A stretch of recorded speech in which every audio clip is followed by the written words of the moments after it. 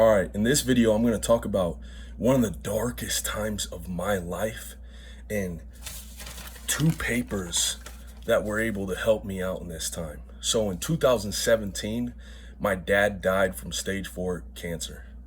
In 2019, my best friend, my absolute best friend, I mean, we were closer than close, ended up getting in a shootout with the cops and then ended up committing suicide, right? 90 something days later, and partially because of us losing my best friend and a bunch of other different things that my brother was dealing with, my own little brother, 2 years younger than me, ended up committing suicide. During this time also, I was going through a lot of different breakups and a very abusive relationship and stuff, and I started running into some severe health issues, right? I don't know what was wrong with me, but I was starting to lose function of my legs. I was getting numbness and tingling, and I was becoming very hard to walk. I was getting extreme fatigue. Even one of my arms was going numb. And I just felt like I was losing absolutely everything. And I knew that if I didn't do something about this, I was going to end up like my brother. And so, in a desperate attempt to try to fight this off, I ended up searching and reading tons and tons and tons and tons and tons of books and writing down a bunch of different things that I could go to at any moment whenever I am just overwhelmed or I have extreme anxiety or depression or certain thoughts, right? And so it took me a long time to develop this. This is the original paper. As you can see, I have lots of little notes on this, and there's so many different little helpful things in this.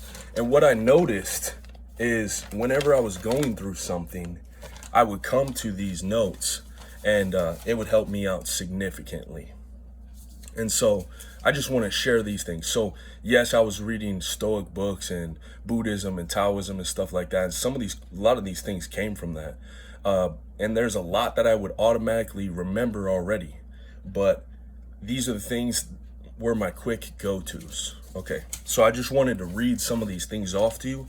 Maybe you could find something on this list that can help you out. Having expectations will only hurt you. Set aside time to go on daily walks where you're focused on being in the present moment. You just have to make it to the next meal. How do you eat an elephant? One bite at a time. Two wolves, you become who you feed the most. You have to tell yourself you are okay and not indulge in negative thought patterns. We suffer more in our heads than we do in reality. Oftentimes, that things that we're scared of will never happen do. So don't worry until it does happen. Live in the present moment. Be grateful. Let go. Stress comes from taking things too seriously. Accept everything as it is wholly. You have the power to choose how you see things through your perspective and judgments. Laugh as much as you can. Cherish everything.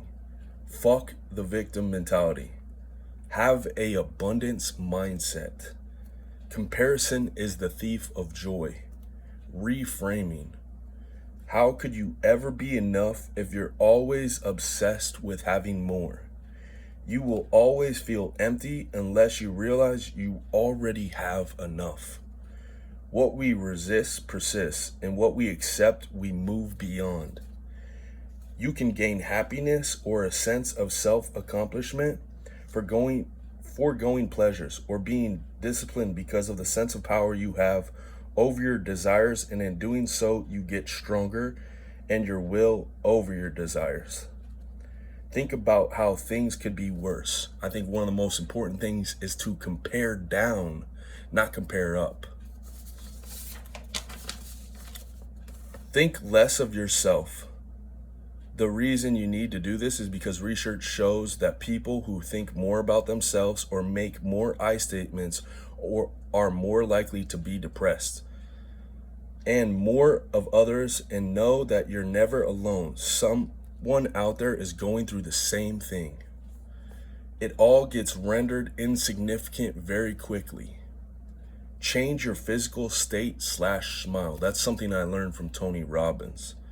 Do not focus on outcomes. Focus on your efforts.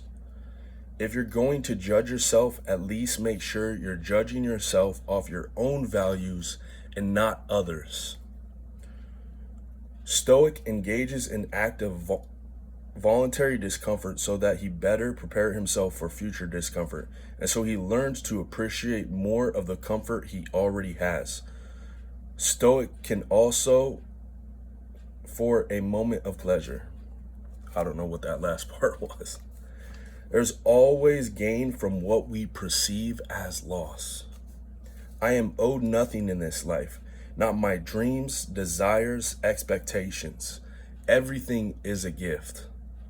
The secret to happiness is to not have more, but to enjoy less.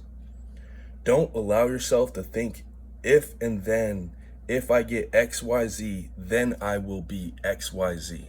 So that's basically talking about how you don't want to wait for something to happen for you to allow yourself to be happy. Anytime that you try to control something out of your control, it's a mistake. Remember that you do not have to commit and that you can change your path at any time. Pain comes from the lack of acceptance and is equivalent to the degree that you resist it. Depression happens when you are not letting your inner child play enough. Give to someone in need. I think that's another really important part, is like whenever you're going through a lot in life, you should give to somebody who has less than you, and it will make you appreciate more of what you already have.